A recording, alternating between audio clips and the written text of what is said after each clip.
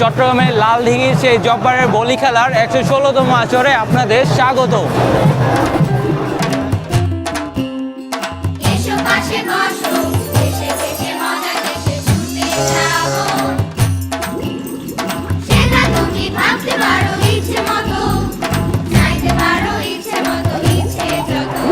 সওদাগর বদর আহমেদ জব্বার 1909 সালে ব্রিটিশদের বিরুদ্ধে এক প্রতিরোধ গড়ে তোলার জন্য এই বলি খেলার আয়োজন করেন। এই বলি খেলার মূল উদ্দেশ্য ছিল তরুণদের শারীরিক শক্তি বৃদ্ধি। আর আমার পেছনে দেখতে পাচ্ছেন এই সেই লালদিঘি, এর পাশেই মূলত বৈশাখী মেলাটা হয়। আর বৈশাখী মেলাটা হচ্ছে জব্বারের বলি খেলার সাথে খুবই রিলেটেড।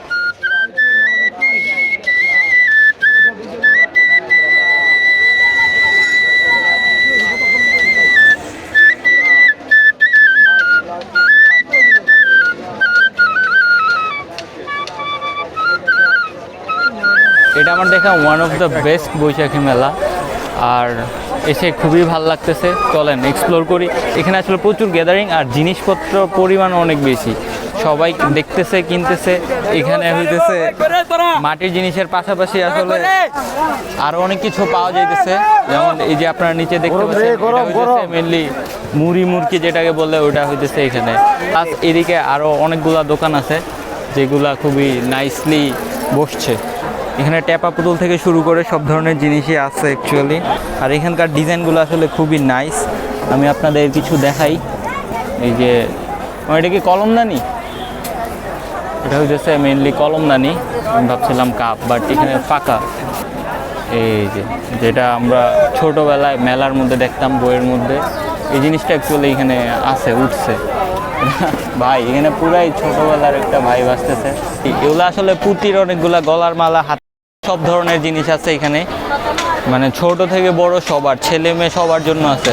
এটা কি শুধু মেয়েদের না ছেলেদেরও আছে? মেয়েদের, সব মেয়েদের। ও শিট, শুধুমাত্র মেয়েদের, ছেলেদের কিছু নাই, সমস্যা নাই। এই জিনিসগুলো আসলে খুবই সুন্দর। আপনাদের এমনিতে দোকান কোন জায়গায়? তো এরপর আমি র্যান্ডমলি আশেপাশে একটু ঘুরে দেখলাম।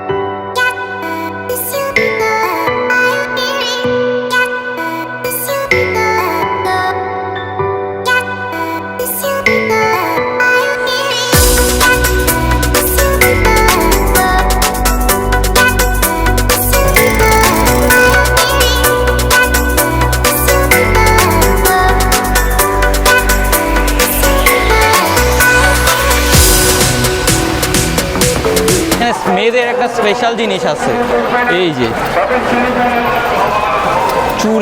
চুরির অনেকগুলো দোকান আছে। আপনারা আপনাদের পছন্দ মতো চুরি টুরি কিনে দিতে পারবেন এবং নিজেও কিনতে পারবেন। ঘুরে দেখার পর সেই ভিড়ের মধ্য দিয়ে আমি চলে গেলাম স্টেজের পাশে, যেখানে বলি খেলার মেইন পারফরমেন্সটা হবে। আর ওখানে যাওয়ার পর দেখি প্রচুর গ্যাদারিং, আমি বলে বোঝাতে পারবো না কি খারাপ লাগছিল।